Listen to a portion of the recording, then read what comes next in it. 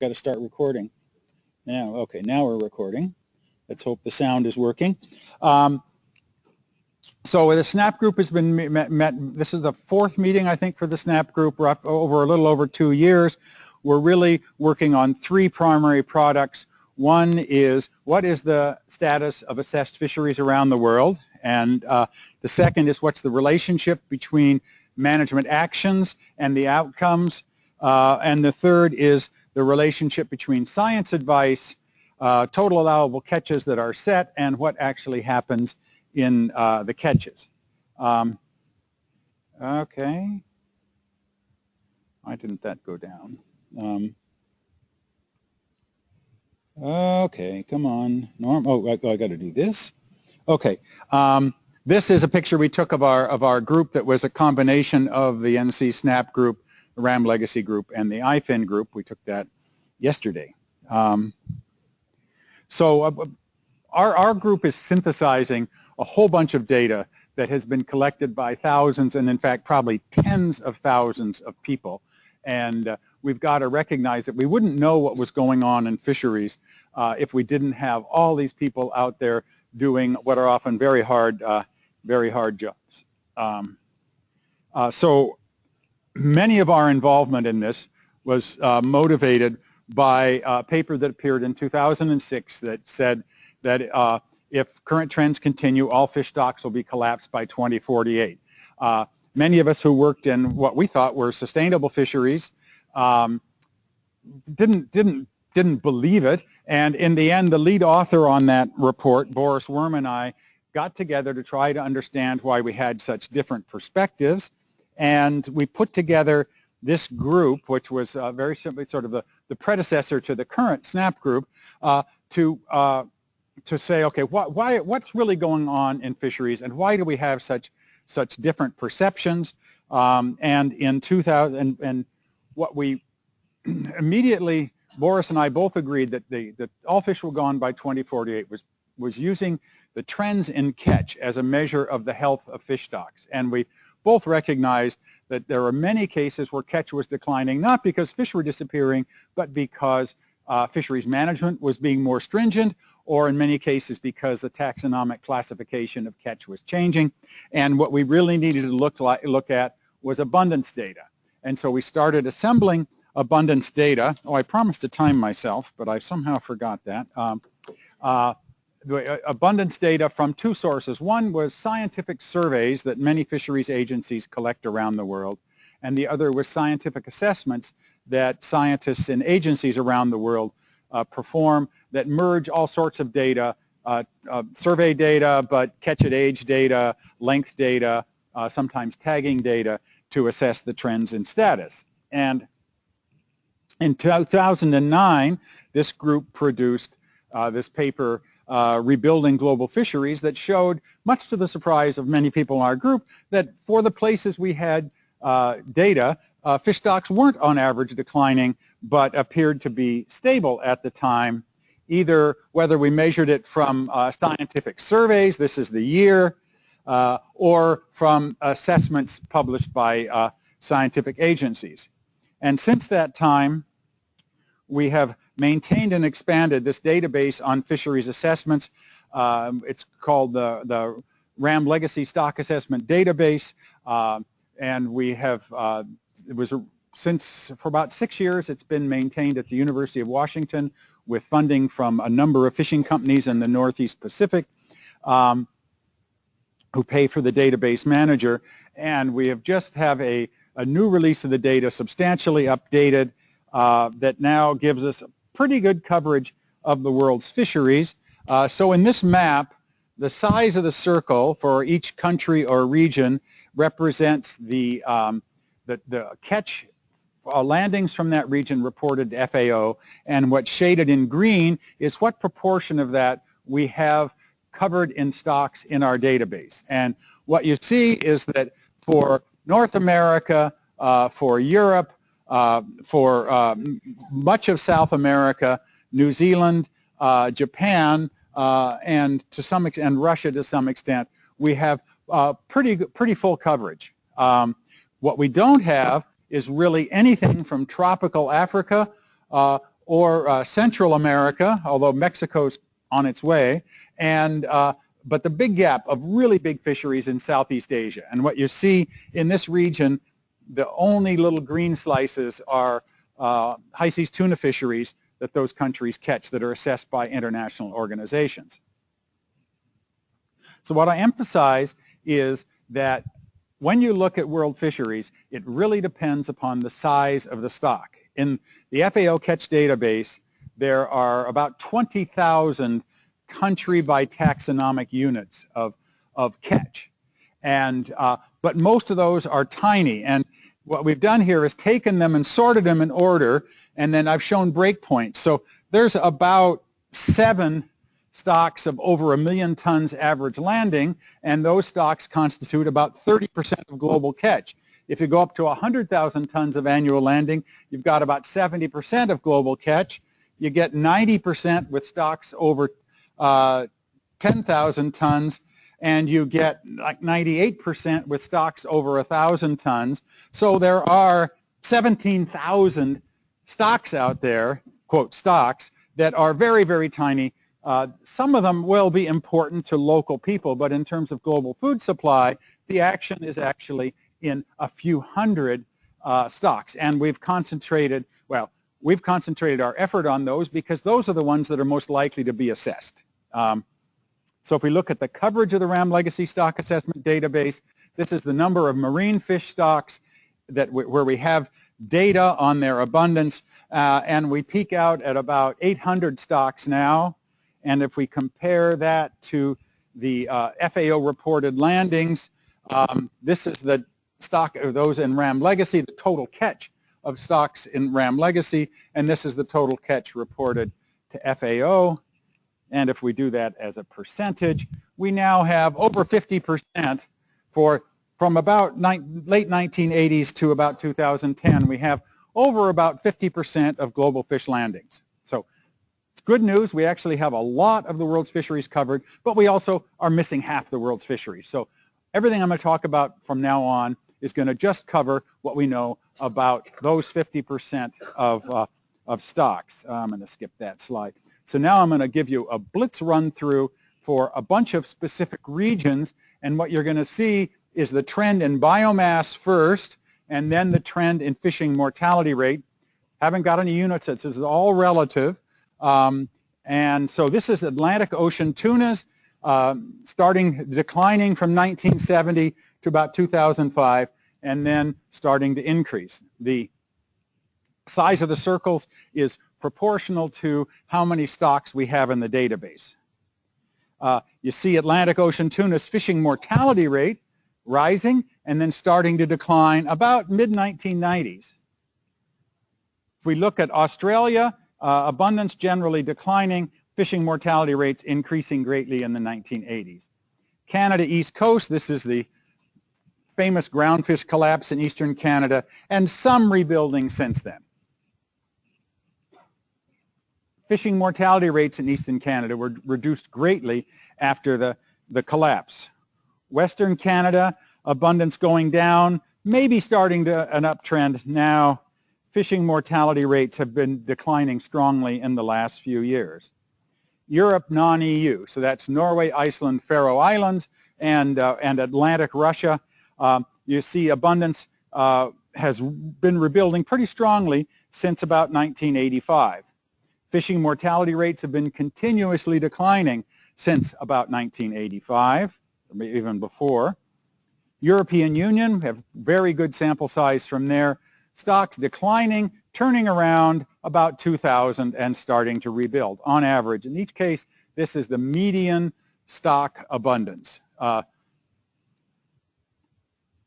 European Union fishing mortality rates, about 2000, starting to decline very strongly. You're going to see this theme over and over again for many regions, but certainly not all. Indian Ocean tunas were basically unexploited at the start, depleted down, fishing mortality rates rising. Mediterranean Black Sea, we really pretty well trendless. If anything, fishing mortality rates are increasing there. New Zealand, abundance going down, starting to turn around, and as in many other places, we've seen a pretty strong decline in average fishing mortality rates. Pacific Ocean tunas, much like Indian Ocean tunas, starting out under unexploited more or less and rising. Russia and Japan, abundance going down, turning around about 2000 and some increase since then. Again, pretty significant decline in fishing mortality rates. South Africa, I'm going to skip over because the sample size is small. South America, we see declining abundance up to about 2010, and it's really not until the very end that we see a hint of fishing mortality rates declining. U.S. Alaska, everything's been pretty stable. U.S. East Coast, again, big decline in the 80s, turning around about 1990, and again, very, very strong declines in fishing mortality rate. U.S. Southeastern Gulf, really the same picture, much less dramatic decline and increase, but a big drop-off in exploitation rates. U.S. West Coast, decline, increase, big drop-off in exploitation rates. I'm going to skip West Africa. So looking at all four American stocks, this is the trend in abundance. This is the trend in fishing mortality rates, and you see for the East Coast, Southeast Coast, and West Coast, the simple story is quite simple. You reduce fishing mortality rates and abundance starts to increase. Now I want to emphasize that really is regardless of whether you're overfished or not. Even if you're not overfished, you start reducing exploitation rates, the stocks start to increase. If we look at other areas, Europe, non-EU, Europe, EU, New Zealand, and Russia, we see exactly the same thing. When exploitation rates start to decline, you see rebuilding in stocks. Whereas for these four areas, Mediterranean, Black Sea, the Pacific, South America, and West Africa, we haven't seen the decline in fishing mortality rates. We haven't seen a response in abundance. So one way that we display the status of fish stocks overall is in this kind of a graph called a Kobe plot, where the x-axis is the biomass relative to the management target, the MSY target, and the exploitation rate relative to the management target, and the size of the circle is the proportional to the maximum sustainable yield estimated of the stock. And what you see, the black line is the median value, so half are above and below on this axis, half are above and below on this axis. So we see that on average, the stock, the median is a little above the level that produced maximum sustained yield, and the fishing mortality rate is distinctly below the level that would produce maximum sustained yield. And the gray line is the weighted average where big stocks count more than small stocks. So we certainly have stocks that are in trouble up there. We have a lot of stocks that are still well below targets, but we've also got a lot of stocks that are at very high abundance. This is the time series of those graphs over time. That seems a little out of focus, doesn't it? Yes. Okay, so let's just look at the Atlantic Ocean, that at the start of the data, they were down in this region, abundance above target, mortality below target, mortalities increased, and then and the stock went down. They started to reduce fishing mortality rate, and the stocks started to increase. Canada East Coast, when the data began, they were already fishing above MSY levels. Stocks declined. Then they cut the exploitation rates quite a bit, and stocks haven't rebuilt very fast. And we can do this for each region. What we see is, for instance, U.S. Alaska has always been down in this region. U.S. West Coast was always above targets, but went up into exploitation rates above MSY levels, but then has reduced them down to very low levels. So another way we can look at this is to, on the same axes, B over BMSY, F over FMSY, again, this would be the traditional MSY target. This black line represents where you expect the stock to increase and decrease under some simple population dynamics models. That is, would say that anytime you were down and to the left of this line, the population should increase, and if you're up and to the right, it should decrease, and if you hold fishing pressure say at maximum at FMSY, you would be expected to increase to MSY, to BMSY. And the shading says how often do stocks in this region increase. So if it's dark blue, they increase almost all the time. If it's dark red, they decrease almost all the time. And you see that the basic assumption that if you reduce fishing mortality rate, stocks will increase, generally holds, and that if stocks are at lower abundance, they're more likely to increase under the same fishing mortality rate than if they're at higher abundance. So it conforms with our basic assumptions. There is potentially a little circularity in that much of these, the estimates of trends in abundance are based on models that assume that, but most of the data sets we're dealing with, the abundance is driven by independent abundance data, primarily scientific surveys. So if we look specifically at stocks that were overfished in 2006, in the database we now have, there were 114 stocks that were below 1/2. That's the U.S. definition. U.S., Australia, and New Zealand share that. 114 stocks were below that level. 74% have increased. If you exclude those stocks where fishing mortality rate has stayed above the level that produces maximum sustained yield, 84% have increased. Of those, 68% have built above the overfishing definition, but only 30% have gotten above the level that would produce maximum sustainable yield. So yes, stocks are increasing. If you reduce fishing mortality rate, they're more likely to increase, but they are not, 2006 isn't that long ago, considering that most of our data, the assessments start to disappear in the early 2010s. We don't have a lot of assessments in 14, 15, 16. This is a horrendogram just showing for those 114 stocks where they went from, where they went to, and in red are the ones that decreased, in blacks in abundance, blacks are the ones that increased in abundance, and what you see is almost all of them went down in fishing mortality rate. Most of them increased in abundance, but not all. We'll skip that one too. I'm going to skip that too. So in conclusion, stocks that are assessed, so that's the stocks we're looking at. It includes primarily large fisheries in the developed world, are on average above target levels and increasing. So it is a popular conception that fish stocks are decreasing everywhere. Clearly not true. Fishing mortality rates have been reduced almost everywhere we have data, except in the Mediterranean and Northwest Africa. They really stand out within the place we have assessment data as the exceptions. The stocks are rebuilding in most places. As a general prescription, if they're not rebuilding, you probably need to reduce exploitation rates. And again, we want to emphasize that we don't have assessments for South and Southeast Asia and much of Africa. So the next presentation will be the second part of our SNAP project. That is, what's the relationship between how fisheries are managed and the outcomes? And Mike, where is Mike? Oh, that's yours. How did that end up there? Oh, okay. No, I'm sorry. I'm out of sequence. So, okay. So now we're going to have an overview for these countries of what we know about what makes a successful fishery and what the challenges are. All right. And what? Okay. Oh gosh, yes. Just put that somewhere. We're hoping it's working.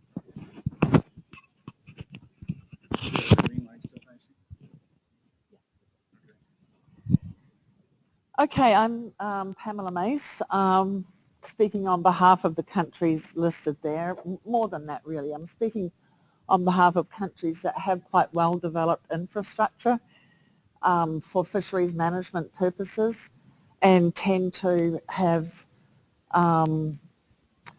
quite good governance systems as well. But and I myself am from New Zealand, but I'll speak to the other countries as well. Even though those countries, US, Europe, countries or regions I should say, US, Europe, Japan, Australia and New Zealand have quite well developed infrastructure, they also have a lot of heterogeneity. Even within countries and regions, there's a lot of heterogeneity.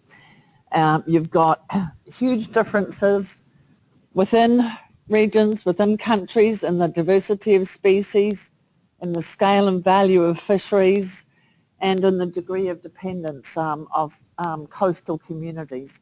Obviously, you know, more isolated coastal communities are much more dependent on their fisheries resources than people living in the cities are.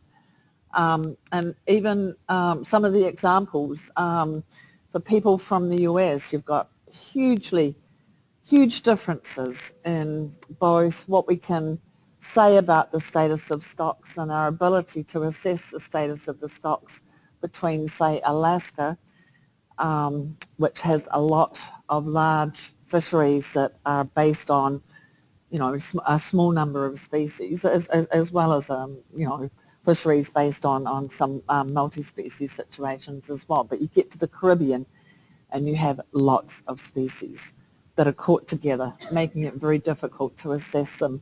In New Zealand, our main dichotomy is between deep water species that are fished at depths of about 200 to 1,200 metres, that are totally different from inshore fisheries that are fished from about, you know, from the shore to about 200 metres.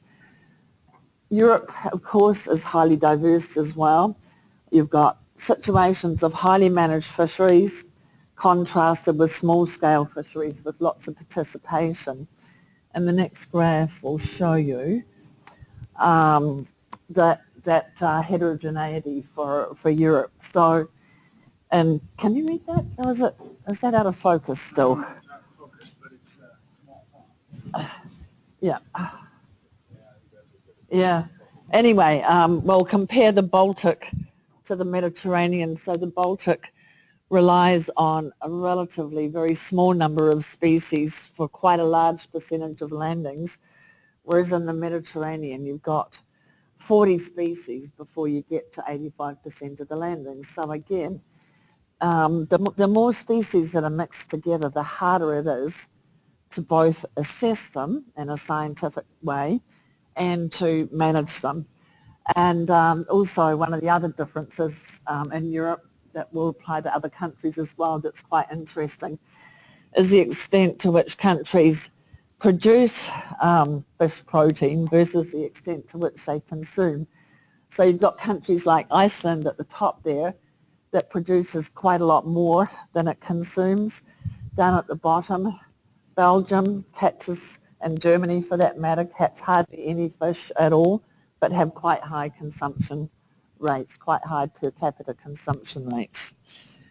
So what we wanted to look at, and this is part of the project, and I think if Mike's presentation is next, it's going to go into quite a bit more detail than what we did. But for these, before I go into my next slide, I should also say that you've got quite high heterogeneity between regions as well. So this is just one indicator of the difference between regions. So overfishing means that fishing mortality is higher than the maximum sustainable yield level, which is something that countries are trying to actively avoid or reduce. You've got very big differences there. Australia apparently has done the best job of reducing, of reducing its extent of overfishing with only 8% of stocks. US not far behind. US has actually made quite a brilliant effort. I mean, I should say that US came off a much different base from Australia, where there were a lot of stocks where overfishing was occurring. And it's now been reduced to 9% of stocks. And it was as high as something of the order of 30%, I think, at one point in time. That's only approximately right. New Zealand, I thought we were doing quite well, but we're at 18%. But I must admit, most of these stocks are very small stocks. Pretty much all of our larger stocks are doing well. Then you get that sort of like one grouping, if you like, Then we go to the other parts of the other areas. Oh, non-EU Europe, which is like Norway and other countries like that, 15%. So you've got those groups that are not doing too badly. Then we've got EU Atlantic at 48%, Japan at 54%, and the Mediterranean, and I think this is the European side of the Mediterranean, I'm not sure, at more than 90%, where overfishing is occurring, and the overfishing is really quite substantial. The level of overfishing is quite substantial. So what about the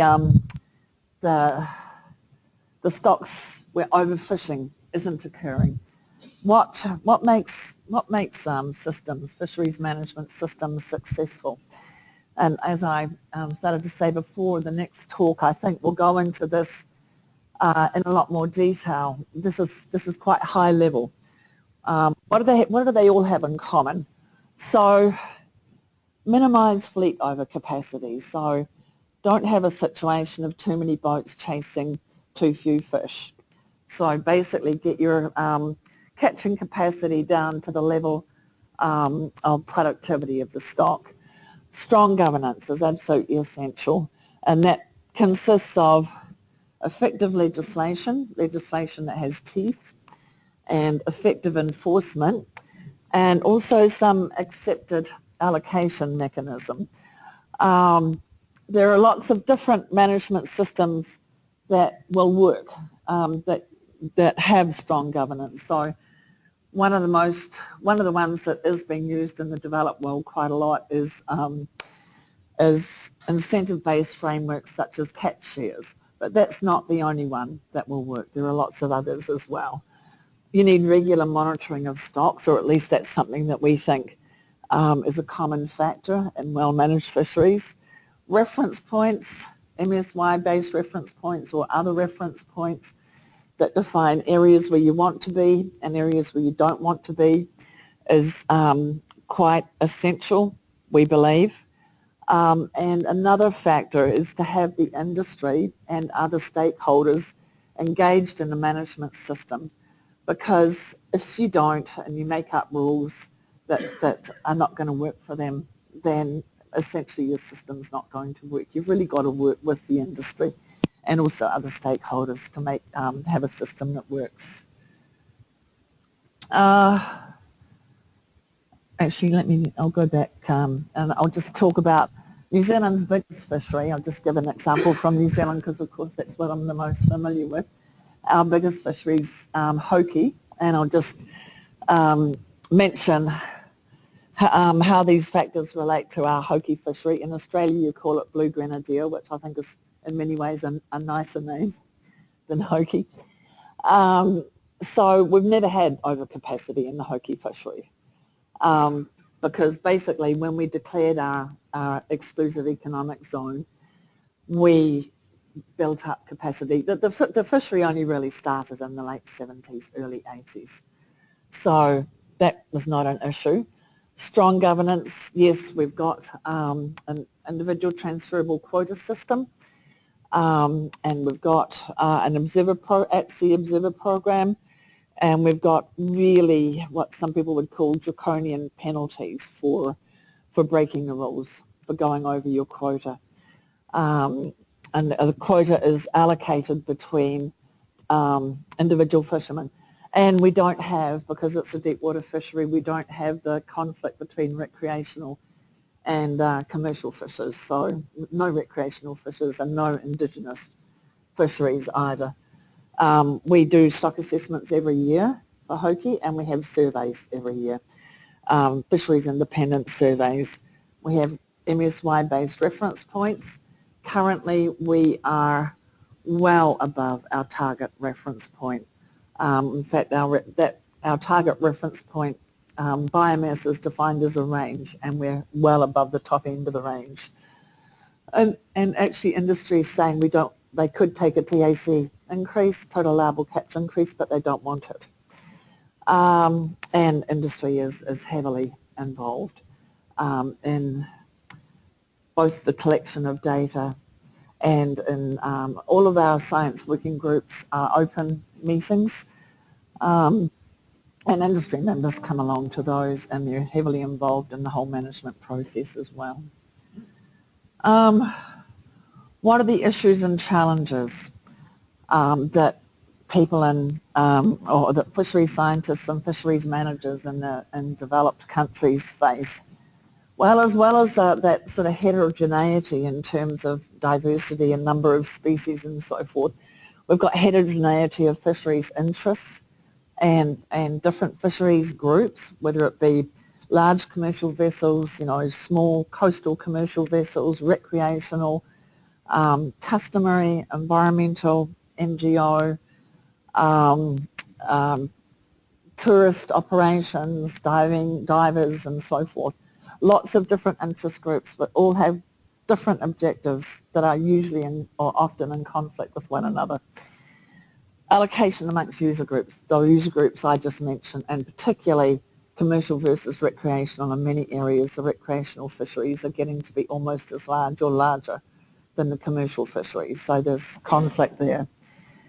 The cost of conducting stock assessments is a really expensive exercise, and that's an obstacle that stops us from doing as many stock assessments, scientific stock assessments, as we would like.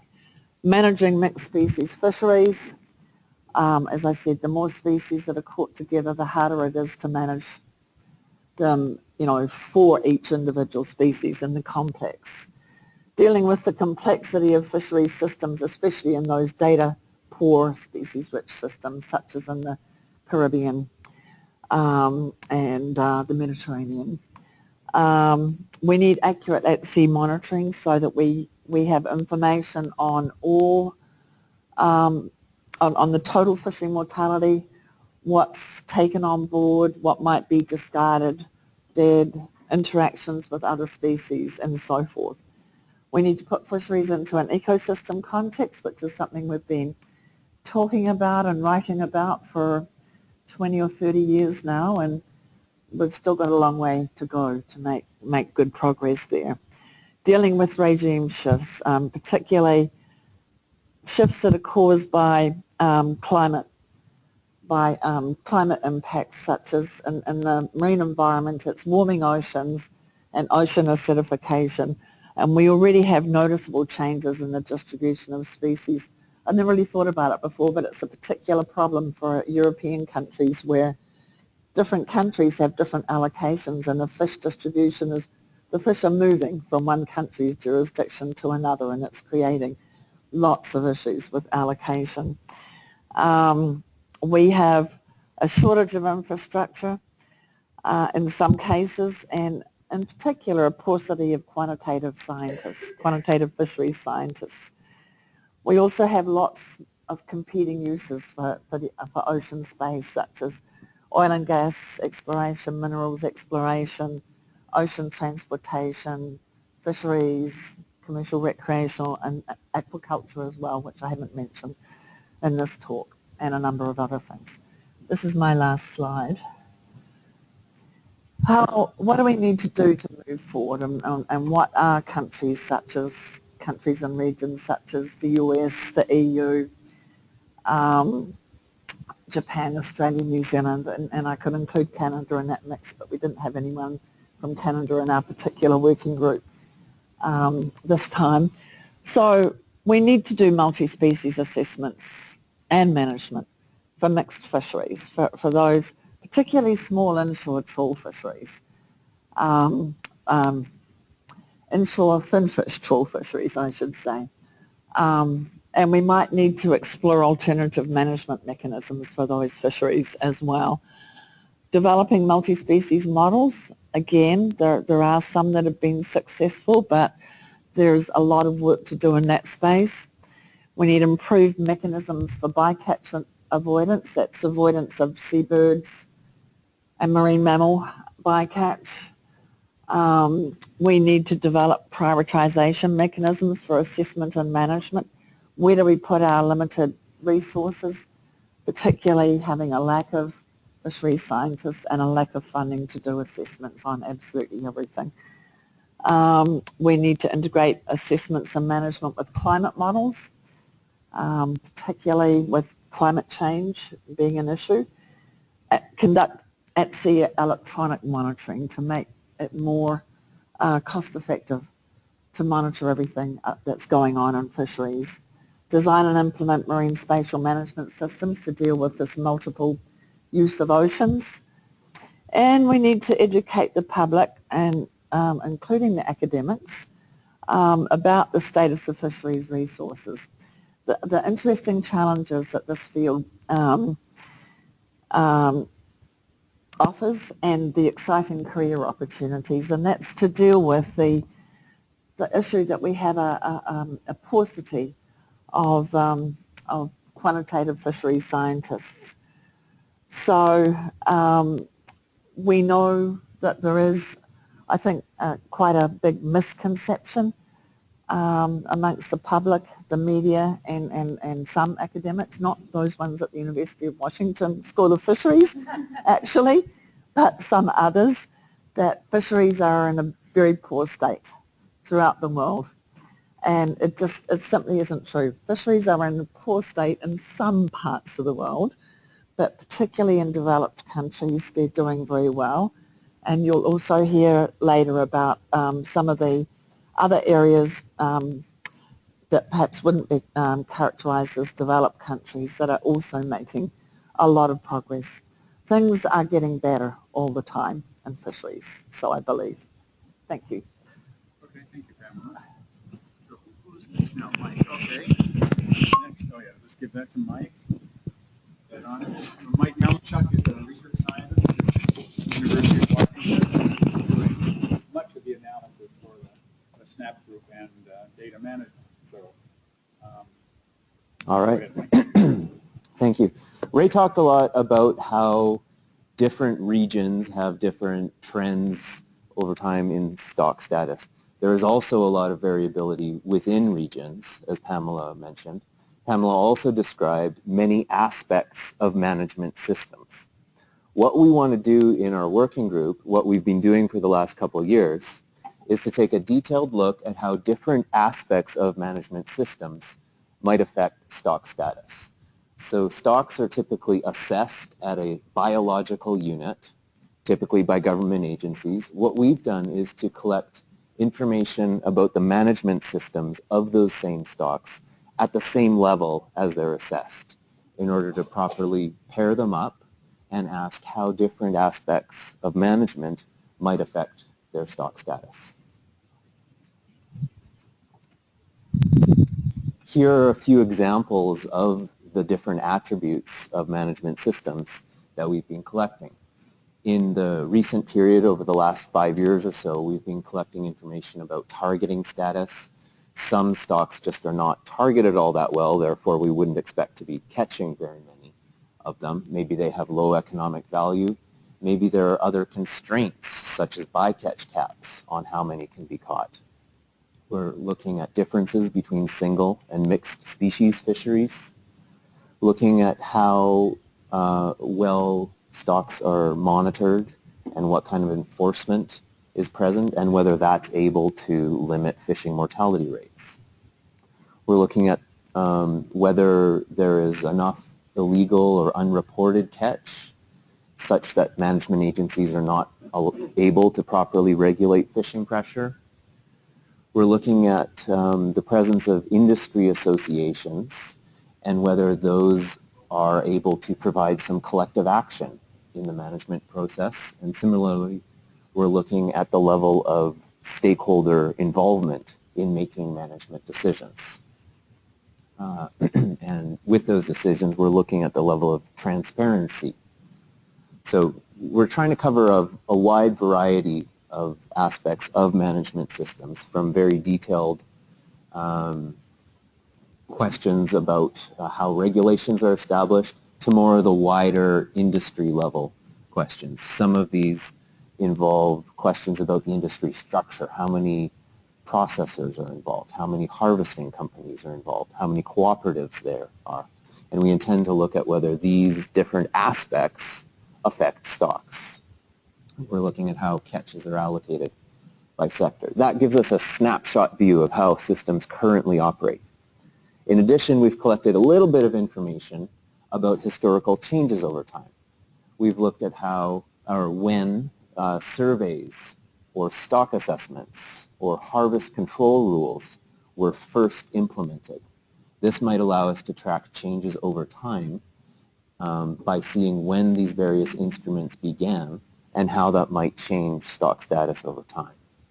We're looking at quotas, individual quotas, and rebuilding plans as well.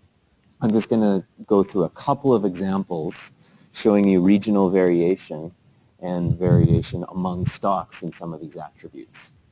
So we have a question about whether there's a rebuilding plan in place or whether there was one previously in place. We see a lot of variation among regions. This covers about almost 300 stocks here, and you can see that there's a lot of variability among regions. Some have never had a rebuilding plan in place. That may be good, that may be not so good.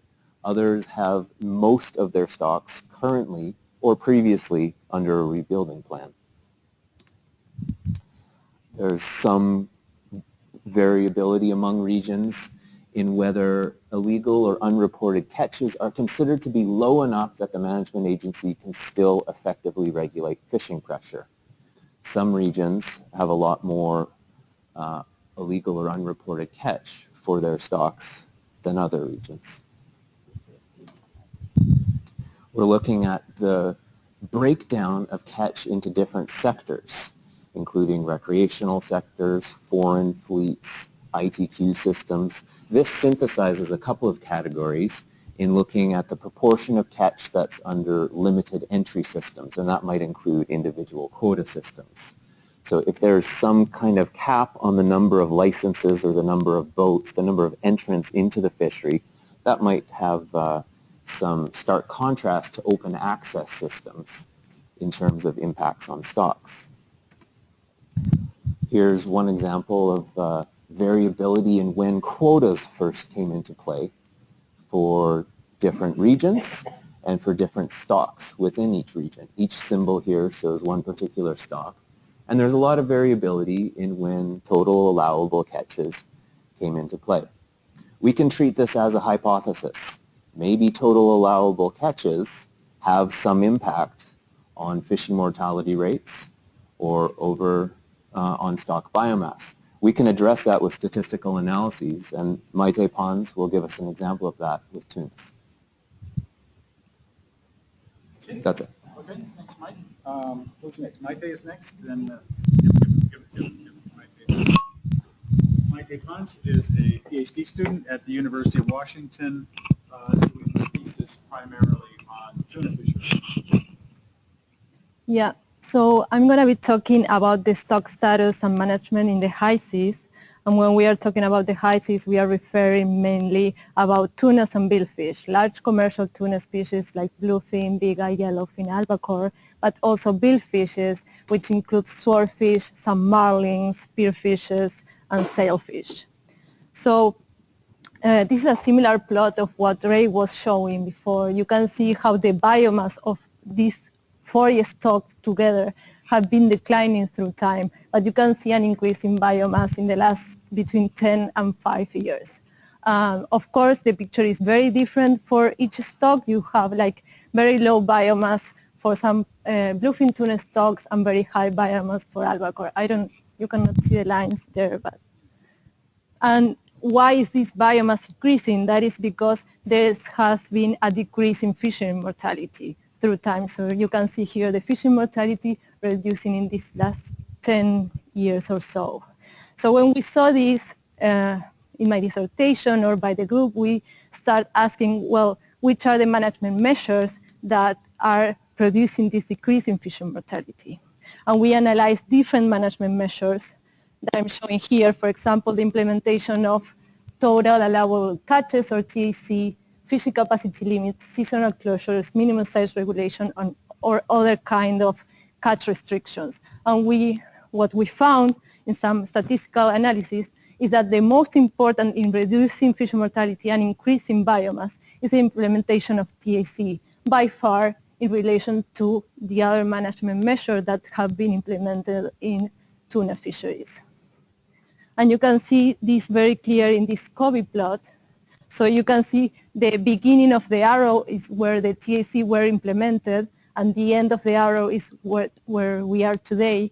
So you have here all the billfish and tuna stocks with TAC and with no TAC. So we took all the stock that were in these upper quadrants, which means that the fish mortality was above the fish mortality that produced the maximum sustainable yield. And you can see how all the stocks under quotas are reducing the fish mortality and increasing in biomass.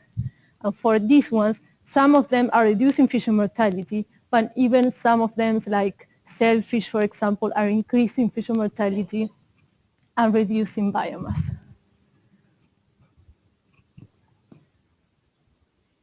And this is what we know today about the current stock status of tunas. So you can see, for example, these are also the COVID plots. The size of the circles is related to MSY. So you can see how the smallest stocks, some of them are still showing fishing mortality that are above FMSY, like bluefin tuna in the Pacific Ocean or big-eye tuna in the Western Pacific. Some of them have reduced the fish mortality, like southern bluefin tuna, but it's still showing a very low biomass. For billfishes, the picture is not as good as for tuna. In tunas, you can see that most of the stocks are in these healthy quadrants. For billfishes, some of them, like sailfish, that is bycatch in tuna fisheries, are still showing very high fish mortality rates. And all the swordfish in general are in healthy conditions. And I think that is all what I have about tunas. Was really fast. Thanks very much. Yep. Okay, the next talk is by Ricky Amoroso, who is a postdoctoral fellow at the University of Washington and has been part of a long-term multi-year study of the impacts of bottom trawling on benthic biota. Right now we're going to switch gears a little bit because what I'm going to talk is about another important layer on sustainable fisheries management, which is the impacts of fishing activities on the ecosystem. And particularly what I'm going to concentrate on is the impacts of trawling on the sea bottom. You know, despite 25% of the global catches that produce food comes from some sort of gears that have some contact with the bottom. These gears has the impacts of these gears has created a lot of concern because basically they can simplify complex topography and affect the abundance and functioning of the benthic communities. And there has been a lot of pushback against these kind of activities, and mainly based on perception. I bet all of you heard that the area equivalent to the size of 10 football stadiums is devastated every hour in the world. The footprint is increasing, and basically that the seafloor are turning into deserts. So basically what we wanted to do is just to compare these perceptions with data. And that requires a big effort to go and collect high-resolution data on where fishing is actually taking place and analyze this data at the relevant spatial scale. In this map, you can see all the areas where we are working so far. Again, this is a big network of people that we have been working together for the last couple of years. And the first message is like in areas where we have some information regarding to the effort, what we have seen is like the effort is not expanding. Actually, it's either remaining stable or decreasing, which is very consistent with what you have seen in the global pictures. And in each of these areas, what we have been is collecting information, high resolution information regarding, okay, the video is not working. Anyways, in these areas, we have been collecting high resolution information of where individual tows take place. And we have been analyzing and presenting this data at the highest resolution possible. What you see red is actually troll, and blue areas are not troll. But what happens when you analyze and aggregate this information at the different scale? you decrease the resolution. Your perception of the impact of trolling radically changes. And that's what we advocate and encourage agencies and industry to share high resolution information, because that's the only way we can actually assess that. But once where we have this information, we can calculate an indicator of, well, how frequently an area is being impacted. And that's important because that gives us some information of how bad the benthic communities in that area are doing, how long it's going to take them to recover. So when you see something that says swept area ratio, it's actually that. It's the total area impacted in a cell divided by the area of the cell. It means like a value of 3 means that this area has been swept 3 times. And if we reverse this, it gives an idea of the frequency. And with that information, we're able to reconstruct the impacts of trolling in different regions of the world. And again, you have completely different results around the world. You have areas highly impacted and areas like the Argentinian shelf, where you see all that white means area where actually trolling is not occurring. When you put that in a global map, this green shows areas that are not being trolled. And as you can see, there is a lot of green in Australia, there is a lot of green in the west coast of the US, there is a lot of green in Argentina, there is a lot of green, or some green in South Africa and Namibia. And then when you go to Europe, you start seeing way more red, which basically means that these areas are being trolled more frequently. And that gives us an indicator of the proportion of the area that is affected by trolling. We know that the swept area ratio, areas that have higher swept area ratio, like the European areas, have a higher proportion of the area that has been impacted by trolling. And that gives an idea of how well or how bad benthic communities may be doing in those areas. So what is happening with the fish stocks? Well, again, we have a lot of noise, but what we see that is like fish stocks in areas where the impact, there is a high trolling intensity, are actually being fished too hard.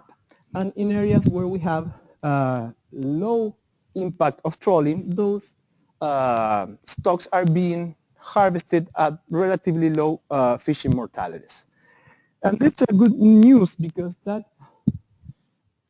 in some countries where we have no that detailed information, we can collect information that's very easily available, like the number of boats, the average size of the gear, and calculate the swept area, and actually try to go and have an inference of which is the actual area impacted by trolling. And this is the kind of things that can allow us at least to understand what is the impact on benthic communities in places where we don't have detailed information. And that's all. Oh.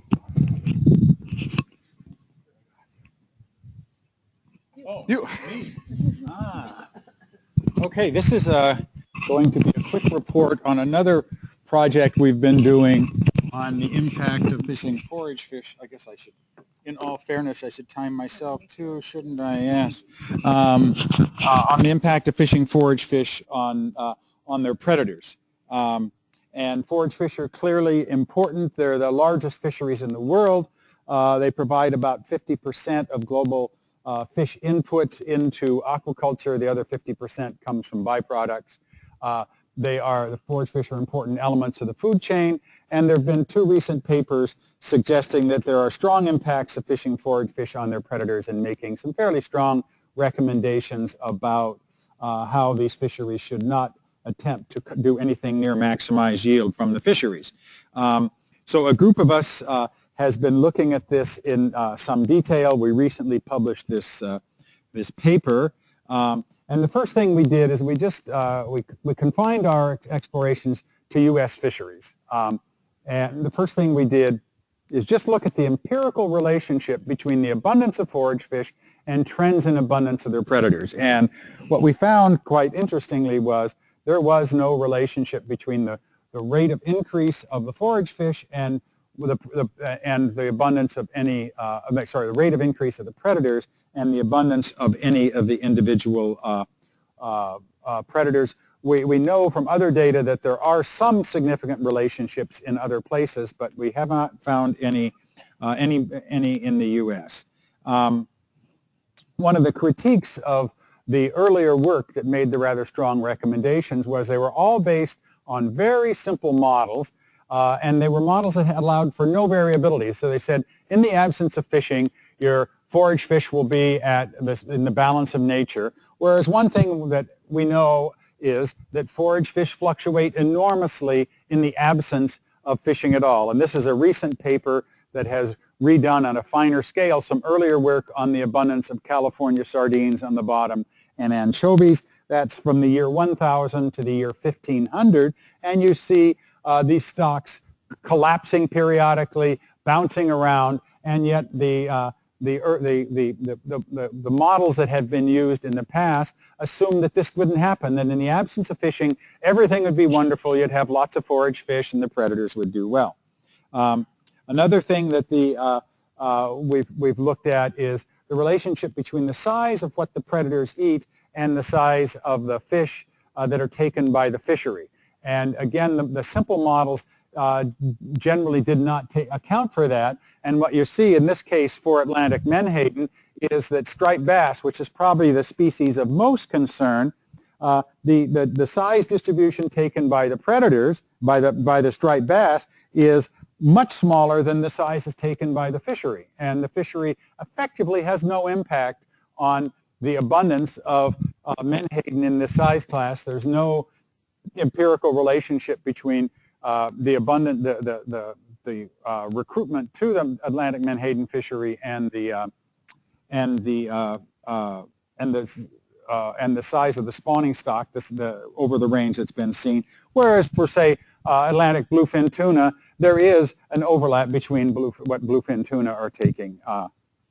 There's some other issues we've looked at.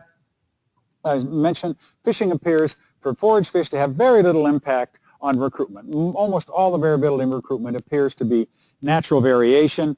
Another thing is that most forage fish range expands greatly when they're at high abundance, contracts when they're at low abundance, and the place-based predators, in the case of, say, California, you would be talking marine mammals and pelicans, they tend to have their breeding sites at the core areas where abundance is much more stable, whereas the simple models that have been used assumed that the food availability was proportional to the total abundance and weren't accounting for range shifts and range contractions. So this group of us that's working on this, we're now engaged in a global analysis of the empirical data on the relationship between forage fish abundance and their recruitment. We're all doing a paper on the recruitment patterns, and we're doing more realistic modeling, including the size structure. And another group of people, some of them are colleagues at University of Washington, has recently published a paper on the California current ecosystem, looking at the impact of fishing California sardines on pelicans and sea lions, and really found essentially no measurable impact. And I am just out of time, and that's perfect. Thank you very much. Cancel. The next speaker is Chris Costello. Chris is my partner in crime, and Chris is a professor at the Bren School of Environment. Environmental Science. And Chris, I apologize, he's an economist, but he's actually a pretty good guy.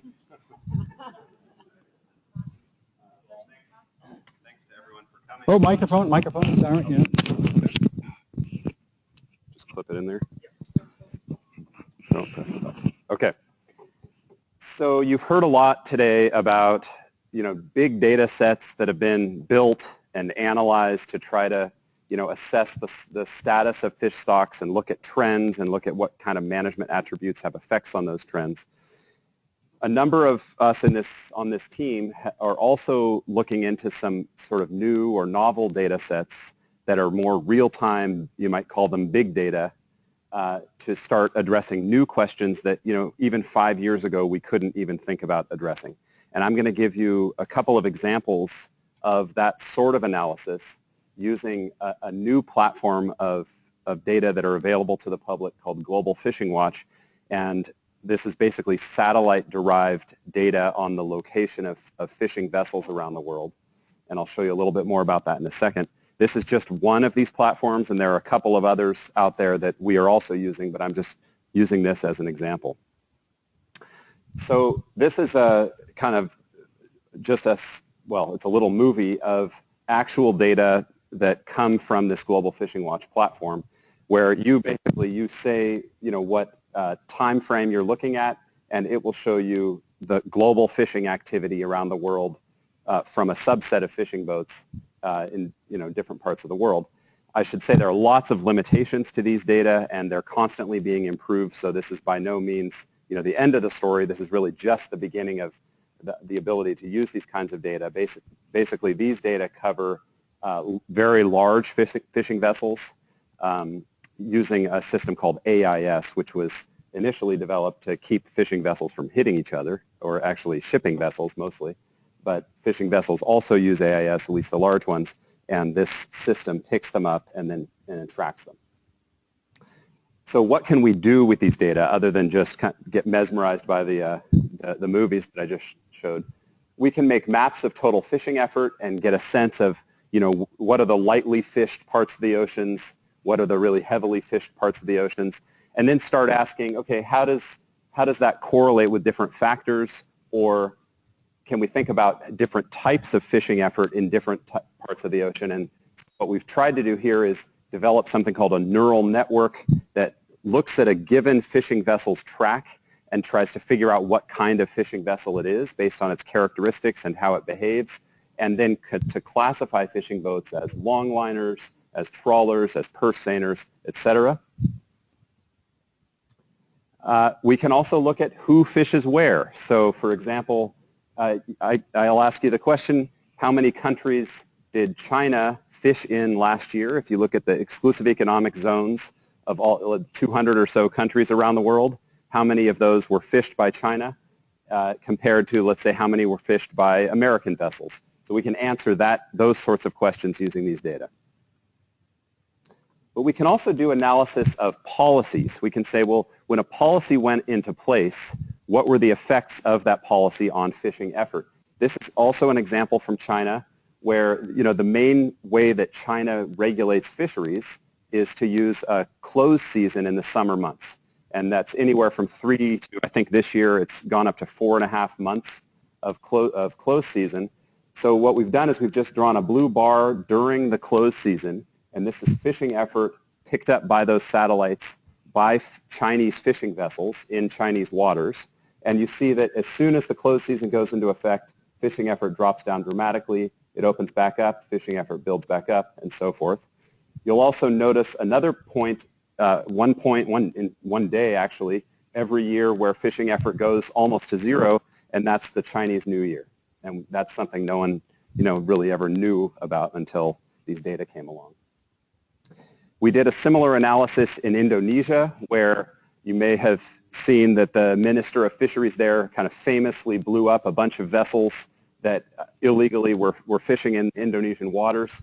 So they put in this policy at this dotted line, and you can see the dramatic drop in fishing effort, at least by some of the countries that were fishing in those waters. So those are sort of policy implementations. I'm an economist. One of the things I'm interested in is, you hear people say that fuel subsidies are propping up overfishing all over the world. Well, we wanted to take a look at that. Is that actually true? It turns out there's a lot of fluctuation in gas prices or fuel prices. So we looked over time at fuel prices, and we tried to match that up with fishing effort. So when fuel price goes up, if you hold everything else equal, do people actually fish less? And the answer is yes, but not very much. So it's not a very strong effect.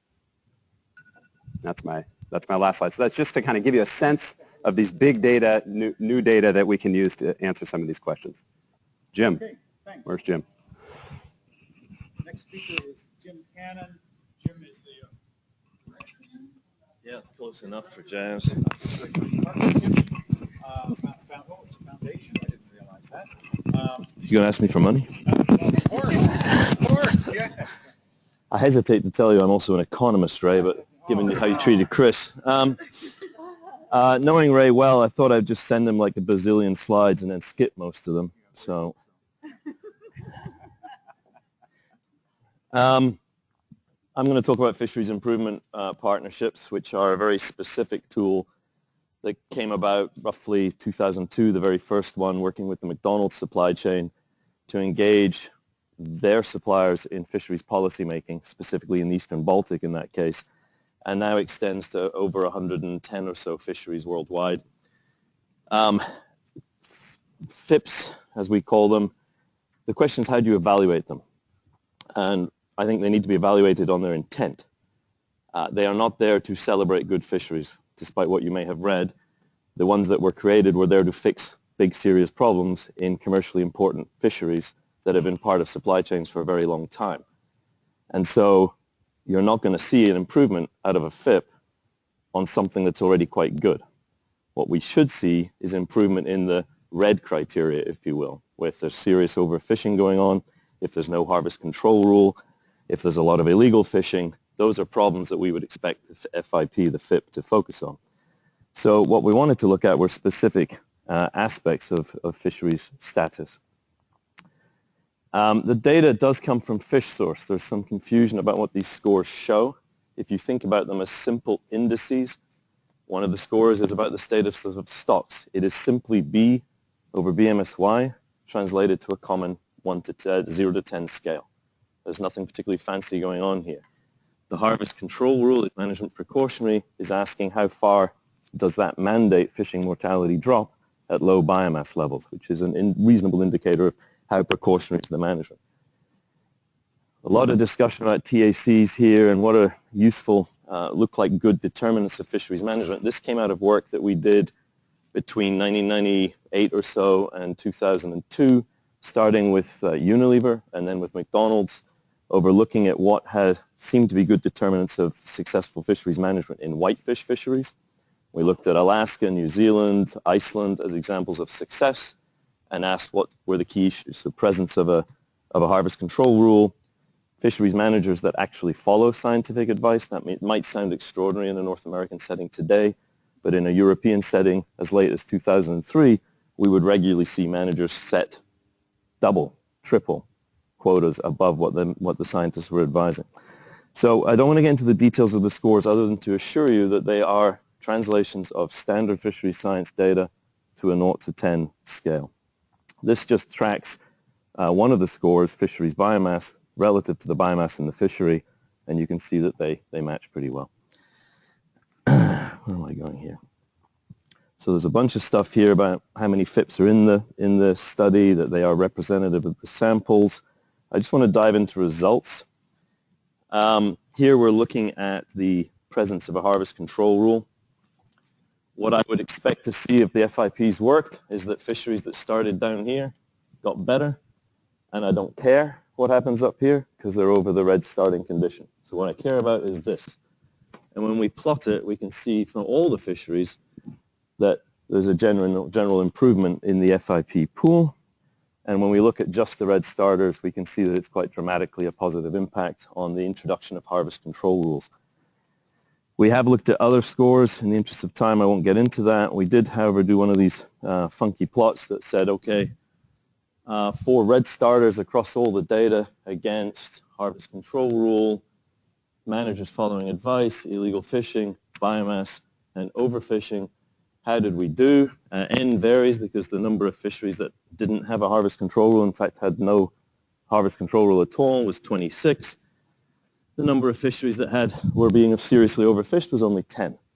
So you're seeing a difference numbers here, but what we can say is that here's what we were looking at as a score, and by the end of the time series, we've seen all those red rated scores, not all of them, but most of them have improved quite dramatically. We then broke out, there's about 110 FIPs in the database, which we are finalizing now. There's 80, some of them are more than 2 years old, so they've had a bit of a track record to build up some results, and 58 of them or so have quantitative data covered here. We were able to break out some artisanal FIPs, some FIPs in Southeast Asia, and some developing country FIPs. And again, from the start of the FIP in the data series to the end, we can see that where there were red scores, we have seen some improvement. Is that me done, is it? So the piece I have not included here, out of discussion with Ray and some of his folks, was the need to look at control groups, because clearly fisheries improve without FIPS. We know that. We also know that not all FIPS have worked. So the question is, to what extent is some of this being driven by FIPS, or is this just what you would expect to see anyway? And we used a propensity analysis, and the conclusions were, at least for harvest control rules, quite clear that FIPS had made a significant difference in terms of getting policy change and getting those harvest control rules in place.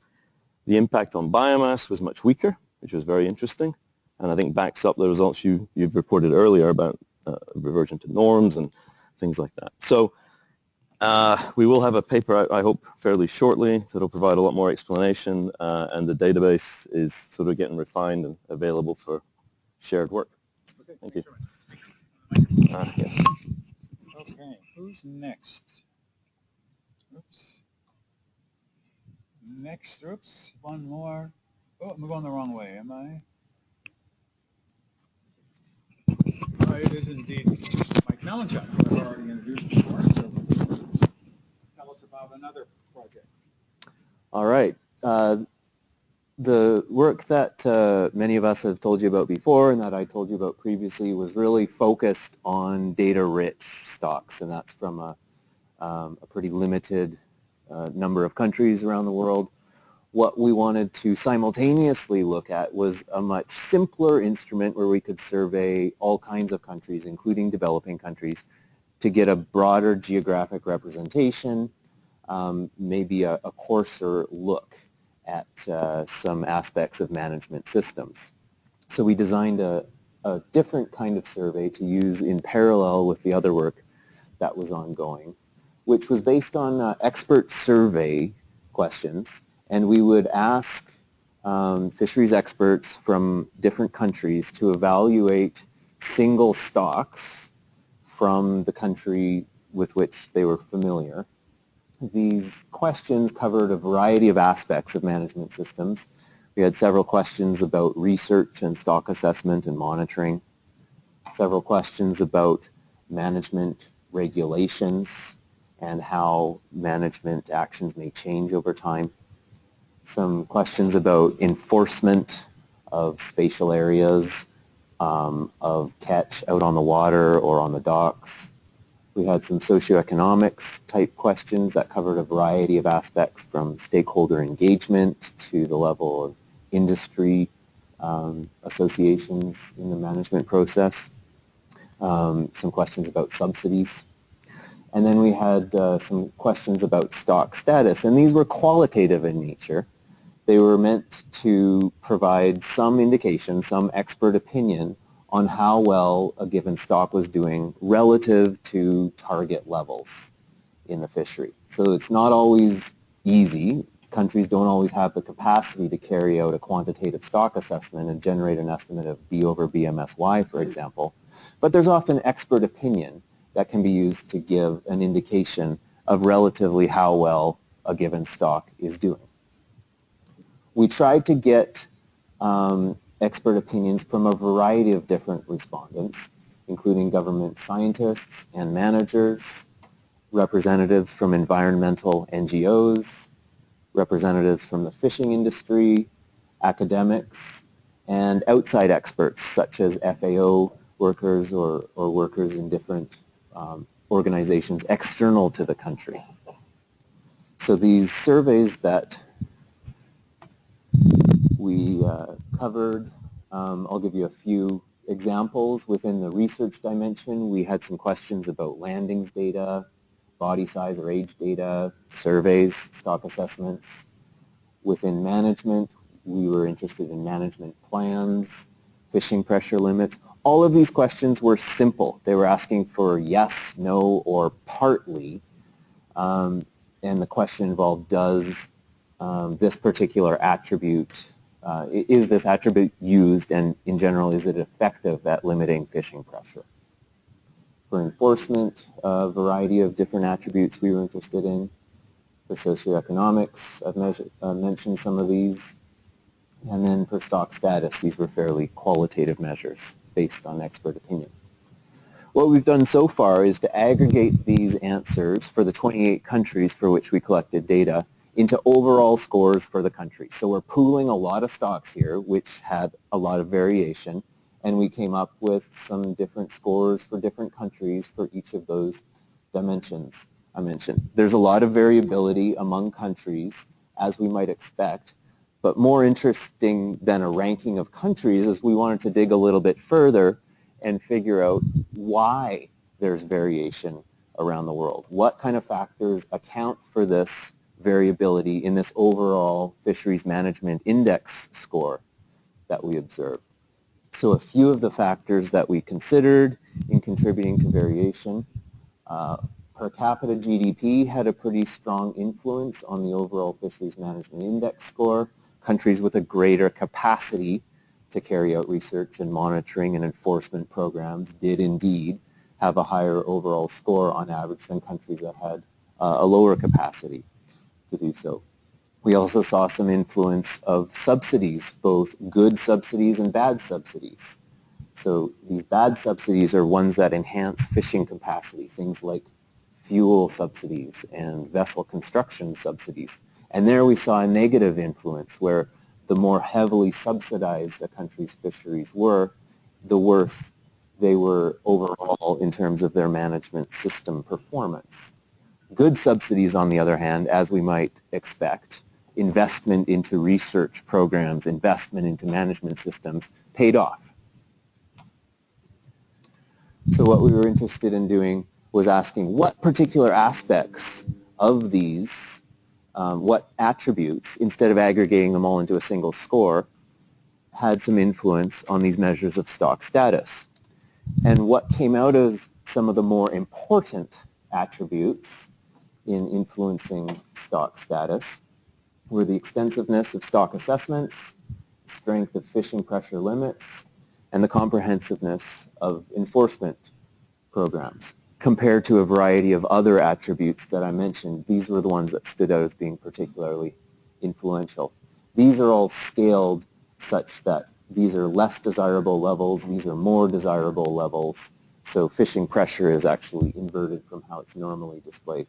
But we generally saw that the greater that each of these variables increased, the more desirable levels of stock status that we encountered. So there is a lot of variability across the world in stock status, region by region, also within regions.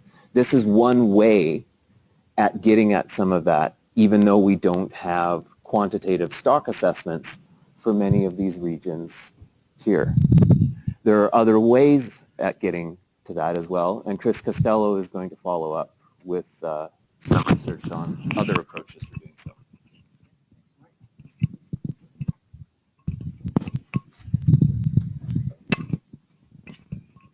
We're getting better at the transitions. Okay, so as you can tell, the meeting has shifted from data rich, let's do lots of analysis on millions of data points, to kind of let's think of it as the rest of the world, which has really not very good data. What can we say? And Mike has given you one way to do that. And what I'm going to do is report on a different approach where a number of us recently published a paper that looked at about 5,000 stocks around the world. I can't really go into the methods right now because I don't have time, but basically we combined ecological information, economic information, dynamic models, and catch time series, so information on fish catch over time in these fisheries, to try to get some sense of what the status of those fish stocks might be. And I'm going to tell you about that figure on the right in just a second. But once we had that information and we had this estimate of these data poor stocks, these 5,000 stocks that we don't have formal stock assessments for, once we had an estimate of where they stand now, we tried to project forward and say, well, if you followed business as usual management, kind of along the lines of what Mike just told you about, how much better could you do? How much more food could you produce? How much better could the livelihoods of those fishermen be? How many more fish could you have underwater if you went to some different management alternatives? And so I'm just going to kind of give you the highlights of this analysis right now. But this is a Kobe plot, much like the ones you've seen earlier today.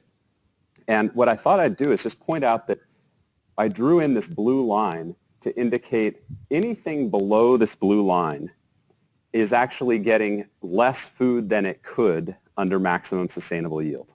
So it's an easy way. So each of these is a stalk. Each bubble is a stalk. And anything down below this line, you could be way at this guy, or you could be this guy, or you could be this guy.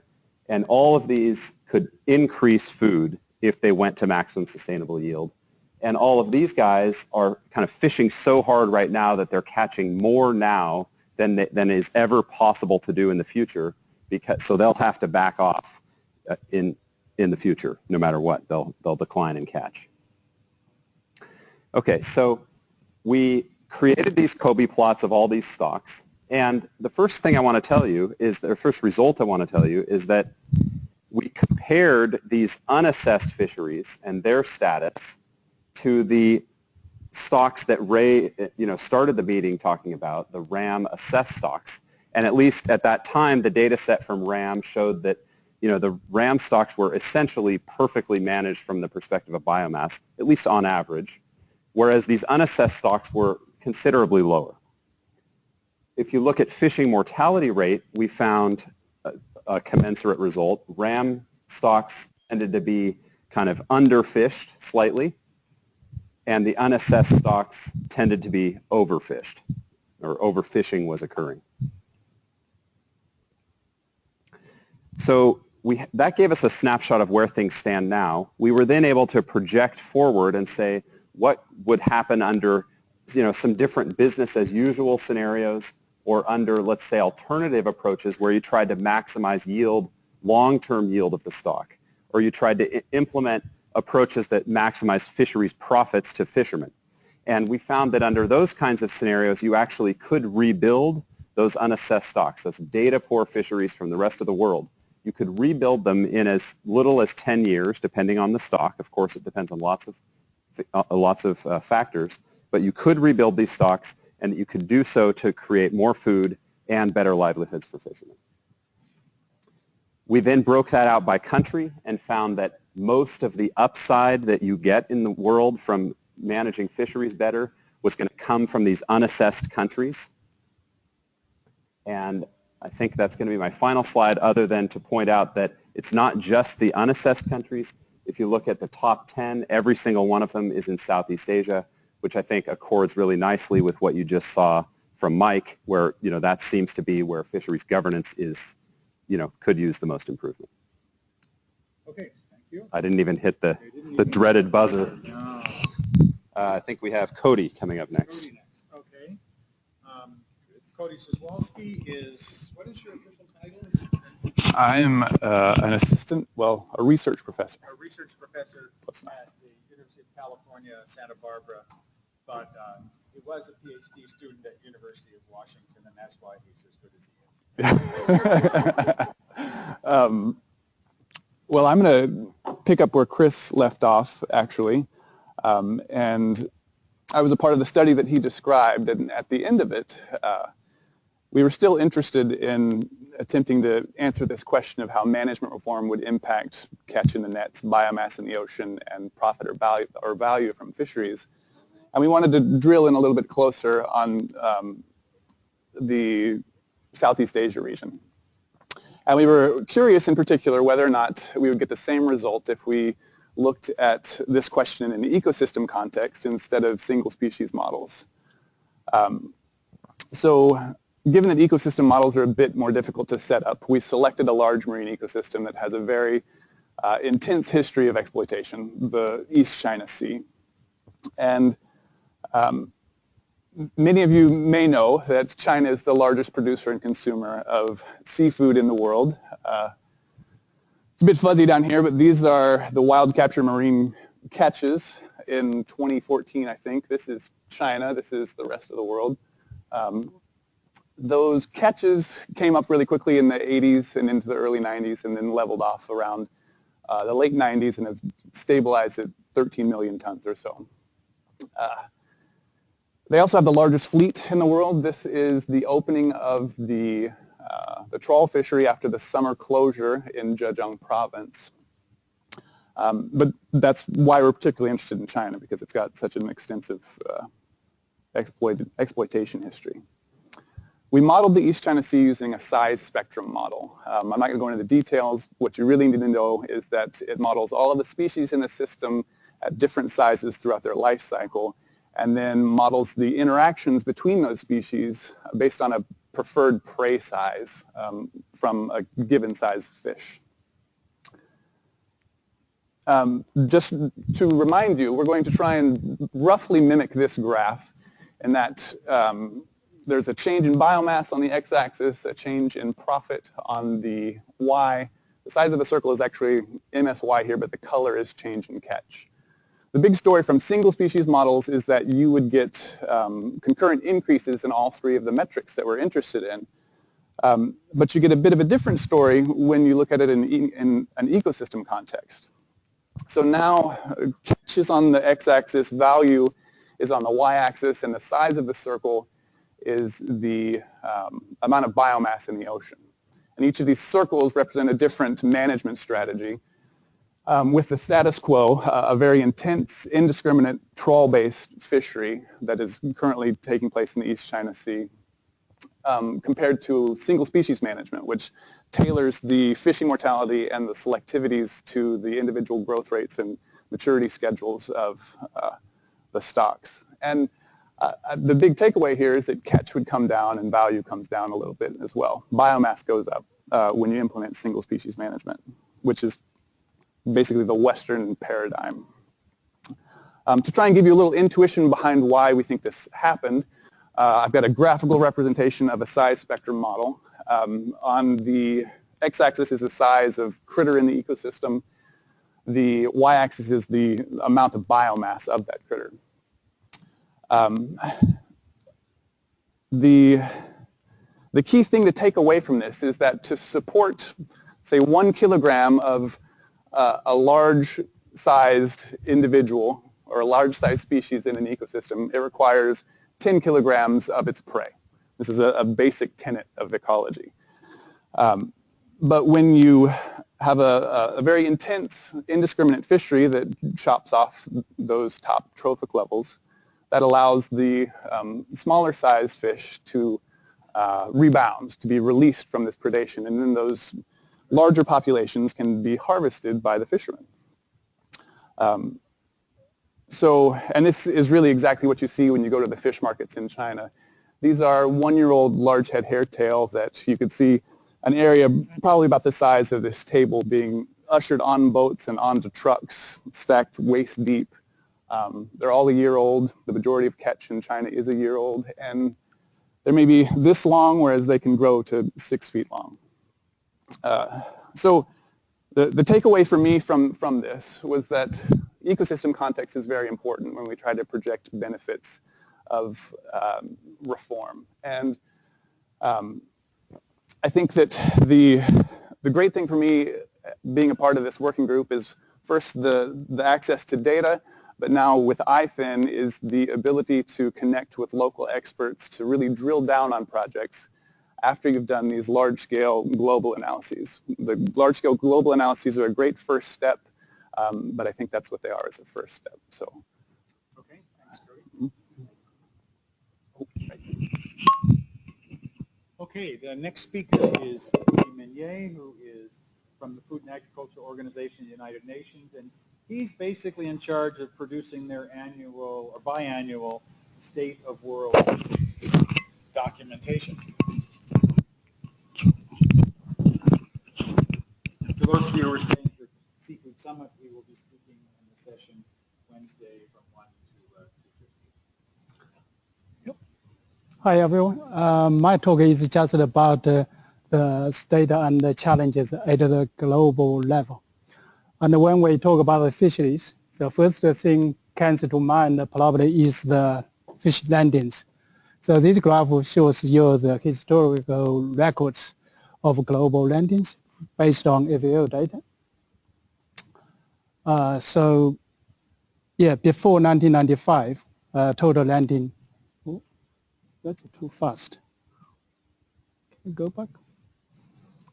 So the peak total landing is 88 million tons. After that, it declined slightly. FAO started monitoring global fish stock status in 1974. We divide stocks into 3 categories. The first one is underfished. The second one is fully fished. And also the last one is overfished. Normally we think, fully fished and underfished are biologically sustainable. So that's what we try to achieve. Overfished stocks not only reduce total catch, but it also causes some ecological impacts. So it should be avoided.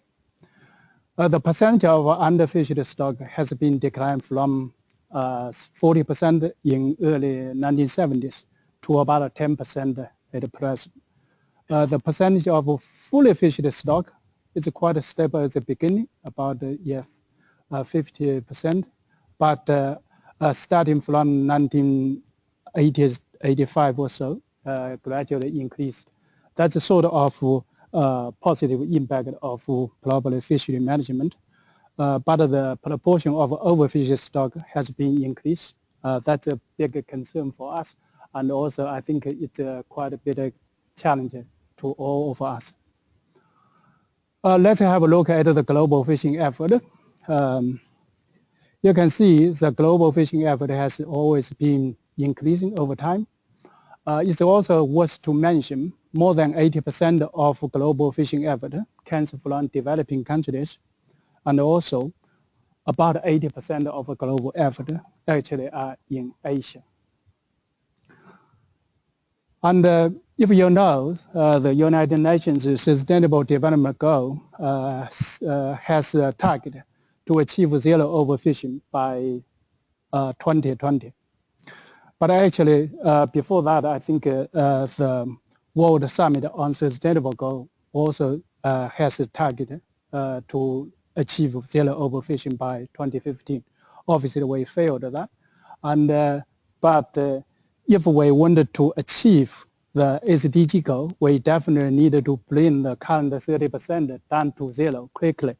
Obviously, it's quite unlikely because, as you know, rebuilding fisheries require time, also a lot of effort. So, do we make made any progress? But yeah, we do make some progress. Although at the global level, the overfishing percentage is still quite high. Here shows some graph. It's mainly about the difference between developed and developing countries. The top panel shows the landings. The middle panel is about the fishing effort. The bottom panel is about the production ratio, which is sort of a proxy indicator for abundance. The blue line is for developing country. The pink line is for developed countries. You can see after 1975 or so, developed countries have seen its total landings declined, but the developing countries have also increased its landings. It's quite a similar situation for fishing effort. You can see definitely increased fairly fast for developing countries. But regarding the stocks resources state, you can see it's quite different. Actually, it's developing world has actually higher resource abundance compared with developing countries. So, what's the challenge to achieve zero overfishing? If you link it together with the graph I show you about the decline total landing and increasing fishing effort and the high percentage of overfished stocks. So you can see it's quite a big challenge is how do we handle the disparity among countries in data availability and technical skill and also institutional capacity and governance. I think because most developing countries are in quite a poor situation for these kind of things. Second is probably we don't see much political wills to act for sustainable fisheries. And the final one is probably we need to think about a system that rewards sustainable fisheries, that including rules, bilateral agreement, or domestic policy, and also probably market-driven mechanisms also. That's all. Thank you. Okay, thank you.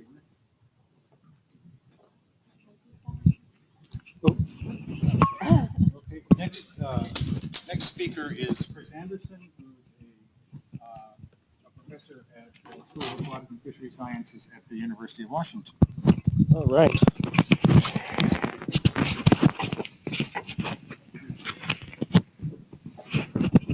All right. Thank you, everybody, for coming to hear us talk today. So I'm kind of following what Mike and Chris were talking about, whereas our research group here is kind of pivoting from thinking about where we have a lot of actual data and models on fish stocks to thinking about what's going on in the developing world, which is where we're sourcing a lot of fish from these days, and where there's a lot of vulnerability in those in the fishing populations. As part of this, we've been looking at what we know about stocks in the developing world, and I've been involved for several years with this project called the Fishery Performance Indicators, which is a rapid assessment instrument for assessing the triple bottom line performance of fisheries that has been led by me and Jim Anderson at the University of Florida. And I'm going to sort of briefly describe the tool in case you don't know what it is, and then I'm going to pull out the subset of data that looks at stocks and tell you a little bit about what we've learned. Basically what we're interested in doing is trying to understand where in fisheries fishery benefits accrue and what management and enabling factors affect variation in those benefits. So our vision here is to try to assemble a large database of specific fishery case studies. Now, to measure the triple bottom line, we mean here ecological outcomes, economic outcomes, and community outcomes. We've decomposed each of those into a series of dimensions. For ecology, we look primarily at fish stock health and the environment. For economics, we look at sort of harvest performance and harvest levels, harvest asset performance, things like are people getting rich because they own quota, risk, international trade, product form that's produced out of the fishery, and the post-harvest asset performance, where's money being made in the processing sector. Turns out a lot of money is made in the processing sector. For communities, we look at owners and managers and captains, crew and processing workers and how much money they're making, what sorts of community services are available in fishing communities, health and sanitation, local ownership and labor of fishery resources, and career, whether or not people consider participating in the fishery to be a career or just something they do for a summer.